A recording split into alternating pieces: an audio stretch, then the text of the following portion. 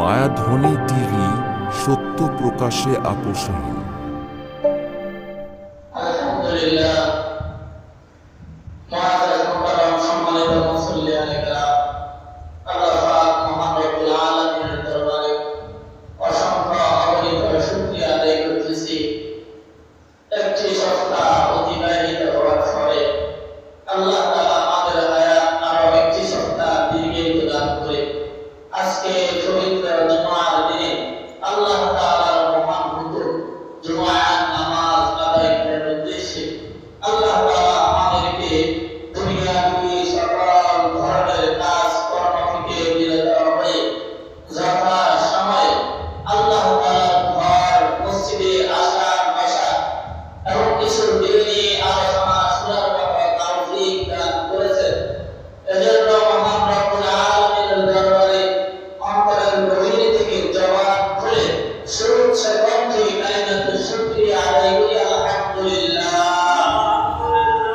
মুআজ্জাজ হাজিরিন, আল্লাহ তাআলার কাছে চারটা মাস সবচেয়ে সম্মানিত। বাংলাদেশে 12টা মাস আছে, ইংরেজিতেও 12টা মাস আছে, ঠিক তেমনি ভাবে আরবিতেও 12টা মাস আছে। ওই আরবি 12টা মাসের মধ্যে আল্লাহ তাআলার কাছে 4টা মাস খুব সম্মানিত এবং এই 4টা মাস খুব দামি মাস। ওই 4টা মাসের মধ্যে আল্লাহ তাআলা সকল ধরনের যুদ্ধ বিগ্রহ, সকল ধরনের জগৎবিদ্যা সব কিছু না করার জন্য আল্লাহ তাআলা নিষেধ করে দিয়েছেন। এই 4টা মাসের মধ্যে তোমরা কখনোই যুদ্ধ বিগ্রহ, মারামারি, জগৎবিদ্যা এগুলো তোমরা করিও না। 4টা মাসের প্রথম মাসের নাম হলো জিলকদ, এরপরে হচ্ছে জিলহজ, এরপরে হচ্ছে মুহররম। 3টা মাস একসাথে, জিলকদ, জিলহজ, মুহররম। আর আরেকটা মাস হলো আলাদা, সেটা হলো রজব।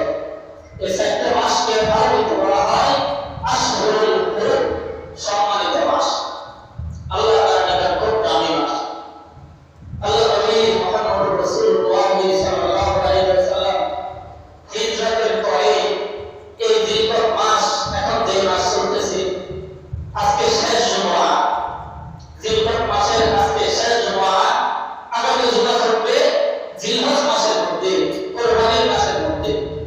এই জিলকদ মাসের মধ্যে আল্লাহ নবী সাল্লাল্লাহু আলাইহি ওয়াসাল্লাম হিজরতের পরে একবার নয়, দুইবার নয়, তিনবার নয়, 4বার আল্লাহ নবী উমরা আদায় করেছেন। সুবহানাল্লাহ, 4বার উমরা আদায় করেছেন এই জিলকদ মাসের মধ্যে। এত দামি মাস, এত সম্মানিত মাস। মুআজ্জাজ হাজিরিন, কুরবানির আগে আমাদের 2টা জুমা থাকবে। আগামী জুমা থাকবে জিলহজ মাসের 1 তারিখ, এর পরের জুমা, এর পরের কুরবান। এজন্য কুরবানের আমাদের আলোচনা, এরপরে আমাদের আরাফার দিবসের রোজা, এরপরে আমাদের তাকবীর, তাশরিক, এসব বিষয়ে আমরা আগামী 2 জুমায় আমরা কুরবানের আলোচনা করব। মুআজ্জাজ হাজিরিন, আজকের আলোচনার বিষয় হলো দুনিয়া একটা মিথ্যা স্বপ্ন।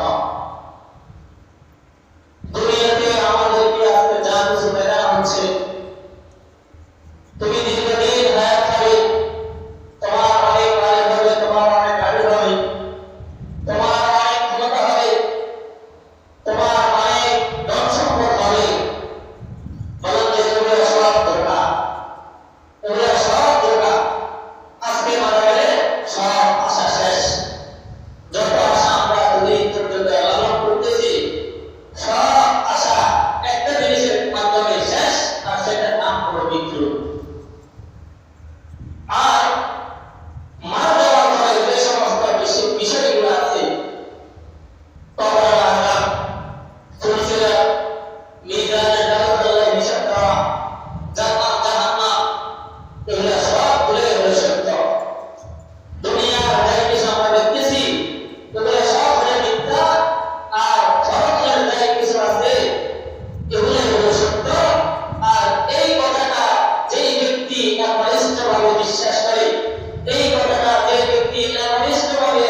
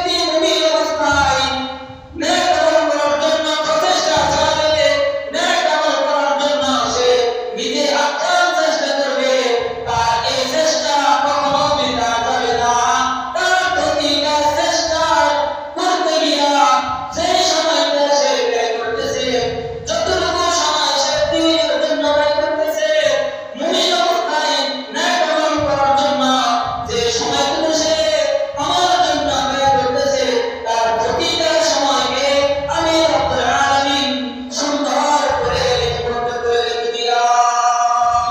কারণ এই সময়টা কাল কিয়ামতের ময়দানে তার পক্ষে সুপারিশ করে তাকে জান্নাত পর্যন্ত পৌঁছায় দিবে।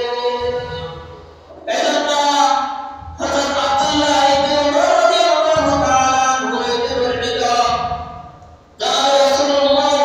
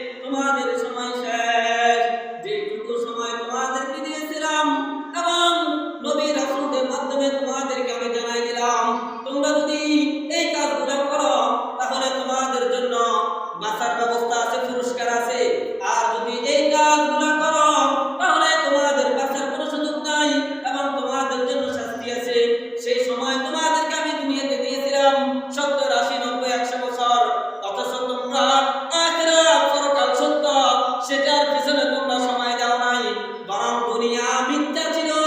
দুনিয়া তোমাকে বিভিন্ন ধরনের রং তামাশা দেখাইয়া তোমার জীবনটাকে শেষ করে দিয়েছে। তুমি সেটার পিছনে সময় দিয়েছ, তোমার নির্দিষ্ট সময় তোমার শেষ। এখন দ্বিতীয়বার আর তোমার কোনো সুযোগ নাই। এরপরে আল্লাহ তাআলা তাদেরকে এরকম ভাবে একত্রিত করে জাহান্নামের মধ্যে নিক্ষিপ্ত করে দিবেন। নাউযুবিল্লাহ। এজন্য মুআজ্জাজ হাজিরিন, এই যে হাদিসটা বলা হয়েছে হযরত আব্দুল্লাহ ইবনে ওমর রাদিয়াল্লাহু তাআলা থেকে বর্ণিত হাদিস, এই হাদিসের মধ্যে যে কবরওয়ালারা কথাগুলো বলতেছে, কবরওয়ালারা বলতেছে আজকে তোমরা দুনিয়াতে যারা আছো, এই সম্পূর্ণ সুযোগগুলো তোমাদের জন্য আছে। আমাদের মতো যেই দিন তোমাদের মৃত্যু হয়ে যাবে, আমাদের মতো যেই দিন তোমরা কবরবাসী হয়ে যাবে, তোমাদের জন্য সম্পূর্ণ সুযোগগুলো বন্ধ হয়ে যাবে। এজন্য মুআজ্জাজ হাজিরিন, বারবার সুযোগগুলো আমাদের সামনে আসতেছে। এই উম্মতের হায়াত কম, কিন্তু এই উম্মতের আমলের মধ্যে অসংখ্য বরকত, এই উম্মতের প্রতিটা সওয়াবের মধ্যে অসংখ্য বরকত। এই যে সামনে কোরবানি আসতেছে, অনেক গুরুত্বপূর্ণ একটা ফজিলত। এই কোরবানি সম্পদ দিয়ে হয় না, এই কোরবানি নিজের শক্তি দিয়ে হয় না, এই কোরবানি টাকাওয়ালা মালদার হলে হয় না। এই কোরবানি করতে হয় অন্তর দিয়া, এই কোরবানি করতে হয় কলব দিয়া, আল্লাহর জন্য নিজের মন প্রাণ উজাড় করে দিয়ে কোরবানি করতে হয়। এজন্য বহু গরিব কাছে সামর্থ্য নাই, তবুও তারা কোরবানি করে। কিসের জন্য করে? আল্লাহর সন্তুষ্টির জন্য করে। আর বহু ধনী লোক আছে, এরা পয়সা খরচ হবে, মানুষদেরকে দিতে হবে, মানুষদেরকে এরকম ভাবে দুঃখ দিতে হবে, এই ভয়ে তারা কোরবানি পর্যন্ত করে না, কারণ আল্লাহ তাআলা তাদেরকে কবুল করে নেয়। এজন্য এখন থেকে আমরা তৈয়ার হয়ে নিই, এখন থেকে আমরা নিয়োগ করে নিই যে যত কিছুর বিনিময় হোক না কেন, ইনশাআল্লাহ এই বছর আমি কোরবানি করব। আল্লাহ তাআলা তো আপনার অন্তর দেখেন, আপনার সম্পদ কতটুকু আছে আমি জানি না, আপনার কত টাকা মানুষের কাছে আছে, আপনি কত বিঘা জমি রাখছেন, আপনার কতগুলো দোকান পাট আছে, এগুলোর হিসাব আপনিই জানেন। আর এগুলোর হিসাব তো আল্লাহ তাআলা দেখতেছেন। আল্লাহ তাআলা তো আপনার এগুলো নেবে না, এগুলোর কোনো প্রয়োজন নেই। আল্লাহ তাআলা কোরবানির মাধ্যমে আপনার অন্তরটাকে শুধু পরীক্ষা করবেন। যুগে যুগে বহু নবী রাসূল যারা দুনিয়াতে আসছেন, আল্লাহ তাআলা সবাইকে পরীক্ষা করছেন, সবাইকে আল্লাহ তাআলা পরীক্ষা করছেন, সবাই উত্তীর্ণ হয়েছেন। এজন্য কোরবানি মানে হলো আমাদের জন্য একটা পরীক্ষা, যে আল্লাহর জন্য তুমি ইব্রাহিম আলাইহিস সালাম নিজের স্বীয় পুত্র, কলিজার টুকরা সন্তানকে কোরবানি দেওয়ার জন্য নিয়ে গেলেন মিনাতে। কোরবানির সময় সেটা আসবে, আর অথচ আমরা 10-20 হাজার টাকা খরচ করে আমরা কোরবানি করতে পারি না। আমরা ইব্রাহিম আলাইহিস সালাম আমাদের মতো মানুষ ছিল, আমাদের মতো তিনের এরকম হাত পা চোখসব করেছিল, কিন্তু তার মতো অন্তর আমাদের নেই, তার মতো এরকম আল্লাহর প্রতি ভালোবাসা, আল্লাহর প্রতি এরকম মহব্বত আমাদের ভিতরে এখন পর্যন্ত পয়দা হয়নি। এজন্য মুআজ্জাজ হাজিরিন, আল্লাহর জন্য মহব্বত, আল্লাহর জন্য ভালোবাসা আমাদের অন্তরের ভিতরে পয়দা করার দরকার আছে না নাই? এই সামনে যে কোরবানি আসতেছে, আমরা এখন থেকে নিয়ত করে নিই যে ইনশাআল্লাহ এবার আমরা কোরবানি করব। এজন্য যে কোনো কাজ মানুষের নিয়তের উপরে নির্ভরশীল। আমরা বুখারী শরীফের প্রথম হাদিস, ইন্নামাল আমালু বিন্নিয়াত ওয়া ইন্নামা লিকুল্লি ইমরিইন মা নাওয়া, প্রত্যেকটা কাজ মানুষের নিয়তের উপরে নির্ভরশীল। মানুষ যে নিয়ত করবে তো তার কাজও তাকে সেদিকে নিয়ে যাবে। এখন তুমি যদি নিয়ত করো আমার কোরবানি করলে এটা দ্বারা আমার টাকা লস হবে, তো তোমার নিয়ত সেদিকে যাবে। আর তোমার নিয়ত যদি থাকে সব কিছুর বিনিময় হলে আমি কোরবানি করবো আর